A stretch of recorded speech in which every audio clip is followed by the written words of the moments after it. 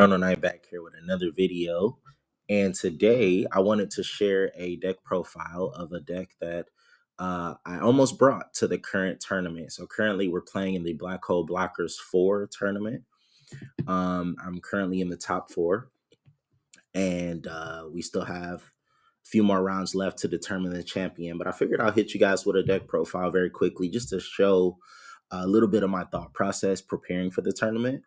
And this was a deck that I was heavily considering bringing into the current format. And I just want to kind of share like what I think the deck does well, some of its weaknesses, and ultimately why I didn't decide to bring it. So, all right, I hope you guys enjoy. Let's jump right in. So the name of the deck is Blue Flame Skelly. And what the deck wants to do is utilize the Blue Flame engine and supplement it with the powerful aspects of Sindel, right? So Sindel, um, one of its major benefits from the planet is that when a Sindel creature is killed, you get +1 star. So it kind of buffers some of the economy issues that Shias typically has, while also supporting it with the Skelly Gas combo, which obviously still needs to be respected, right? Skelly Gas is played, brings back Queen. Now you have a 2 creature board and a 6 point swing. And so, what I really liked about fusing these two dynamics is that the Blue Flame combo can hit you for 6 and create the Blue Flame loop, which is powerful. But then you also have to respect the Skelly Guys combo. And I figured that putting those two things together kind of takes the pressure off of each of them. And I can kind of lean one way or the other depending on which combo comes up, depending on like my hand or like the current game state and things like that, right? Um, and then so let's take a look at the permanent resource. And I think it's good to kind of start with the resource section down here. And then that will kind of explain my creature choices. Okay. So the main thing that glues the deck together, in theory, is the Trologram permanent resource. The first time any of your zone creatures with 90 or less health would be killed by an attack, they are not killed. And so another weakness, so we talked about the economic issue with Shias, but another weakness is that with them being such low health, they're easy to kind of like knock over, right? So I kind of wanted to use this to keep the creatures a little bit more sticky on board and to apply more pressure to my opponent, right? Because if you're in a situation where I can easily create a 2 creature board and then it's also going to stay on the field longer than you would like, a lot of decks can kind of get caught off guard by that and ultimately run out of resources. As I'm building decks, a rule of thumb is that if I'm going to play a tech card similar to this, I want at least like 4 to 6 targets or more to justify using the card, right? So Charlogram works with Bombeak, Skelequeen, Jacra, Laji, as well as Skelligas. And if you look at the number of copies that I run, that's 9 different targets. So there are 9 cards that would benefit from Trilogram being on field. And then I decided to run 2 of them because I think that's kind of a core part of the strategy. So having that second copy just increases your chances of drawing it. All right. So then next we got the Undying Blue Flame. This is the card that is going to bring back your blue flames and then supports bring them on the field, and then Jacra can shuffle the temple to um, shuffle one of your opponent's creatures, and then Laji can hit you and then search for the temple back. And now you got like a nice loop situation.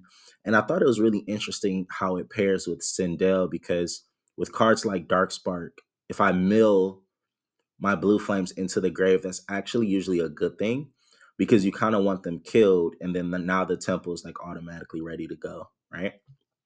Sometimes cosplaying them is a little awkward if you're kind of low on stars. You don't always want to burn 5 just to play Jacra. So having it in the field jumps right into the combo. I mean, having it in the grave jumps right into the combo, which is cool. I decided to go with 1 Bone Ladder because I'm pulling a little bit away from the Sindel combo and focusing a little bit more on um, balancing that with the Shiaz combo. So I felt like 2 Bone Ladders would be a little bit bricky.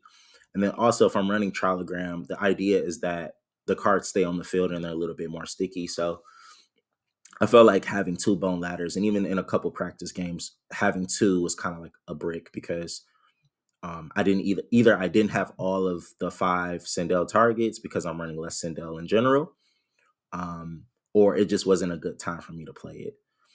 So yeah, obviously one Galaxy Crash, which is really good. I decided to run one Crowbar Comet because I felt like with the current format and which I can agree now that I'm actually in the tournament, there's a lot of permanent resources running around in the forms of Blue Flames and the Shape Knights.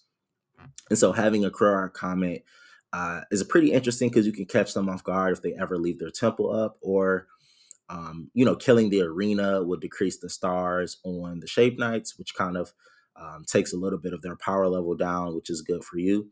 And it also works against things like Phantom Matter, KO for Cell Sign. So I thought it was good to run as a one of. Spoons, which is just really good to help me kind of filter through my deck, get the cards that I need, but also increase my targets in the grave. So I felt Spoons was obviously a really good card to have. Two Abomination Tombs. In practice, one tomb is usually kind of dedicated for Skelligas for that combo. And then I kind of flex the other tomb depending on what I need. Um, Sometimes it would bring back Dog to get another zone, or I would bring back Laji to kind of get the searching thing going if I'm not drawing into the temple fast enough. So yeah, I like the double Abomination Tomb. Phantom Matter, which is just always a good card. KO because I wanted to respect some of the matchups that have higher health, such as like Scardians or Polysium. Black Hole Blocker, which I thought was an interesting activator. Um, because it stops Beast of the Black Hole, but also when you catch your opponent off guard with the Trollogram and you have a two creature board, they usually lean towards the resources that are going to blow up your board in one swoop. So like Galaxy Crash or like Divine Doom, which has actually been seen in the tournament. Um, yeah, or anything like that that's just going to completely wipe the field. So Black Hole Blocker was a pretty interesting choice to have. Super bouncy trampoline just to respect the blue flames. So if they try to shuffle one of my cards and I have super bouncy, I can counter it and make them shuffle back. Also has some utility against things like Gla, Super Flooper in the Giles matchup, and also against Scorn in the Shape Knight matchup. So I was kind of happy with this one slot. I think this can be switched for something else. Um, but I think it kind of supports the strategy because, like I said, we're not so afraid of them attacking us if we have Trilogram set up. But these unique forms of removal can be a little annoying. So I thought it was okay to run since I had the space. Then Field, AAA, Beast of the Black Hole, Turret. These are just obviously the good activator staples. All right. So now you kind of get an idea of these tech cards. Now let's go into the creatures.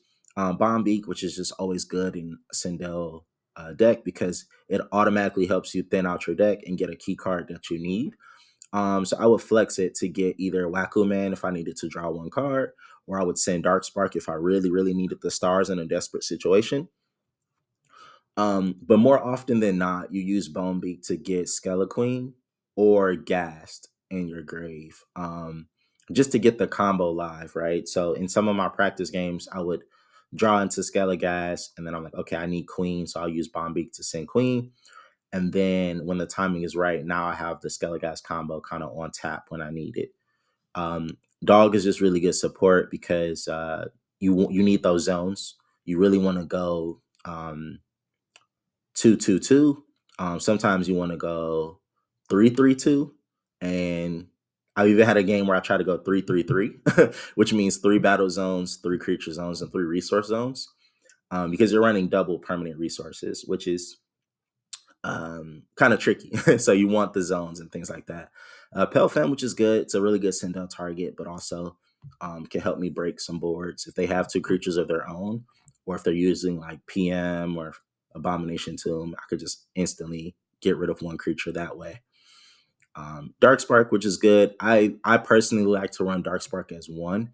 In this type of deck, I feel like milling one time at a key spot is okay. You don't really want to double mill because then you might lose some key cards that you really need. So That's just a personal preference. I'm not sure if that's the best way to run it or not.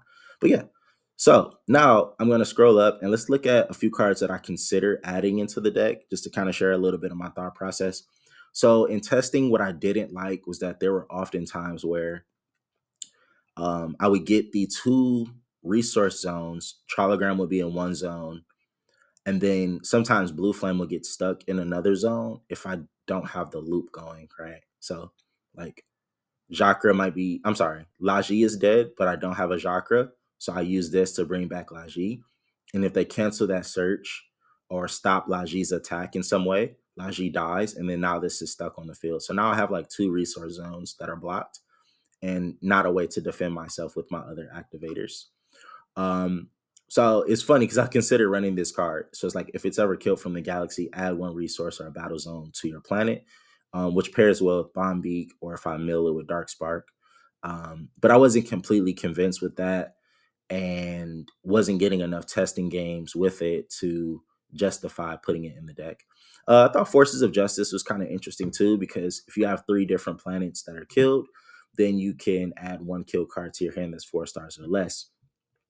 And I thought that was really cool to work with Laji and Skelegas. So, Gas is killed, but Bone Ladder sometimes isn't active or you don't have the tomb in hand. So having Forces of Justice get it back to your hand, now you're ready to plop it down and jump into a Skelegas combo with Queen. And I also thought it was a decent target for Laji in the instance that I wasn't consistently getting my temple. So Laji might get milled or killed in some other fashion, and then I can bring it back, and now Laji gets a second chance to attack and search for whatever blue flame card that I need. And then Resource Conjure, for the same reasons I thought about Benangri, was just didn't feel like I had enough resource zones. And so, yeah, this is my thought process. I feel like the potential is there, definitely there. But when you're thinking about a tournament situation, you got to think about the longevity of the deck, right? So I need to think about, okay, how good am I in game one? How good am I in game two and three against different matchups? Once people are keen to my strategy, how easily can they adapt to it and counter it? Do people already side cards against my deck that is going to make it harder to play and things like that? And so, with that being said, let's jump into my ideas for the sideboard. Okay. Let's scroll down. So these selections right here are for the sideboard.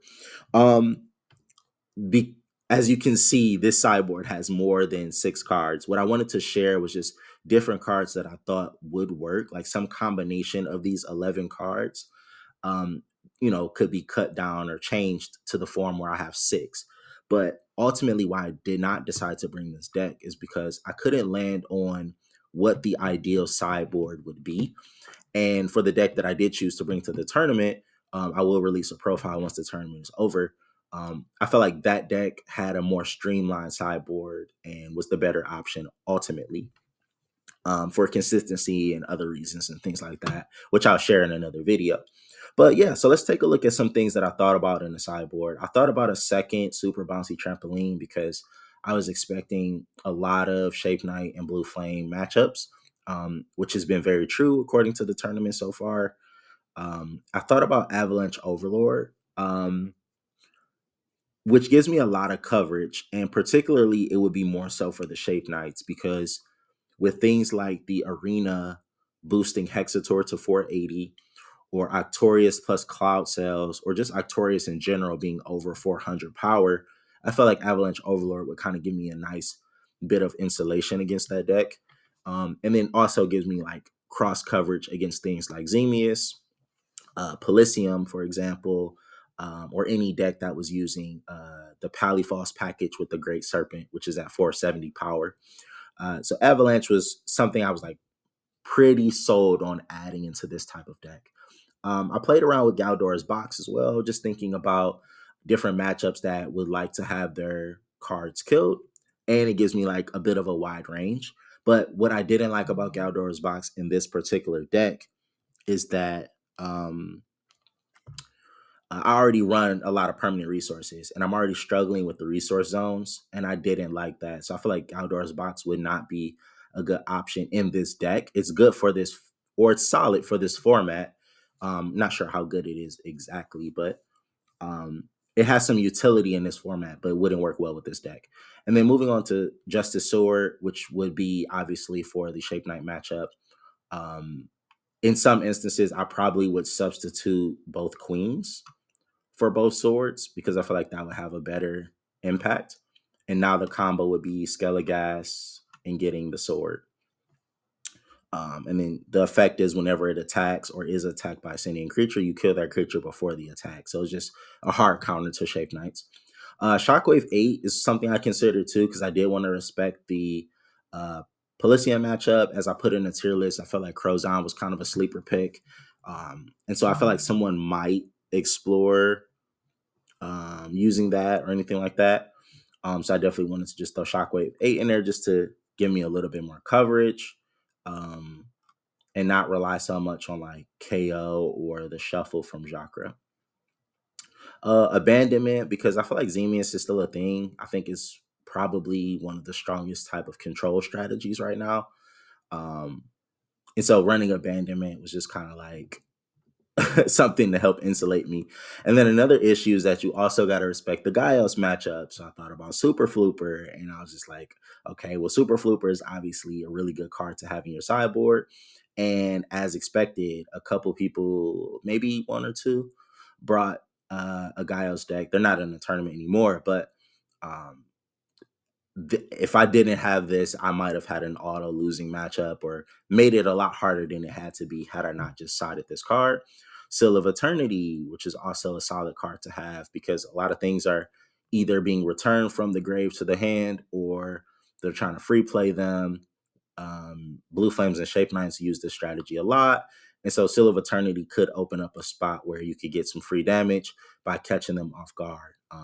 But similar to Galdora's Box and even Super Bouncy Trampoline, if I'm running to an issue where I'm not having enough resource zones or I'm getting the zones at the wrong time, then the card kind of bricks up, right? And so, yeah, that's just overall my thought process as to why I did not bring this deck. I think it does have a lot of potential. I might bring it into some ranked games. I've been playing around with it a little bit recently in matchmaking. Um, but yeah, so let me know your thoughts down below. Do you think the deck is trash? You think it's good? There's some things that you would change. Do you feel like I should have just brought the deck anyway? But yeah, I hope you guys like this type of content where I just kind of share some of my ideas and just my thought process as a competitive Chaos Galaxy player. So yeah, this is Chrono Knight checking out. Hope you guys enjoy. Have a good one.